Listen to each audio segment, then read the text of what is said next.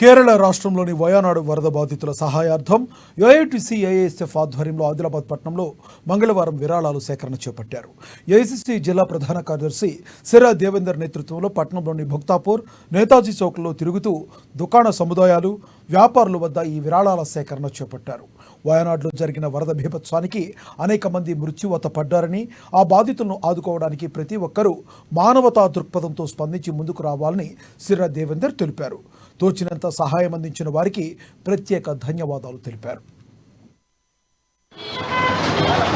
ఈరోజు AITC, AIYF, AISF జిల్లా సమితిల ఆధ్వర్యంలో కేరళ వయనాడులో వరద బాధితులతో చనిపోయినటువంటి వారికి ఆర్థికంగా ఆదుకోవడం కోసం మానవతా దృక్పథంతో ఈరోజు ఏఐటీసీ, ఏఐవైఎఫ్, ఏఐఎస్ఎఫ్ ఆధ్వర్యంలో ఆదిలాబాద్ పట్టణంలో విరాళాల సేకరణ చేపట్టడం జరిగింది.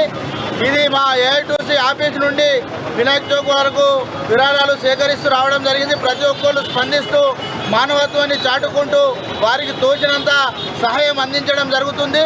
ఆదిలాబాద్ పట్టణ ప్రజలకు ఏఐటీసీ ఆదిలాబాద్ జిల్లా సమితి తరఫు నుంచి విజ్ఞప్తి చేసేది ఏంటంటే, ఇలా భారతదేశంలో కేరళలోని వయనాడు వరద బాధితులను ఆదుకోవాలని, ఆర్థికంగా సహాయ సహకారాలు అందించాలని మేము జిల్లా సమితి తరఫు నుండి విజ్ఞప్తి చేస్తాం.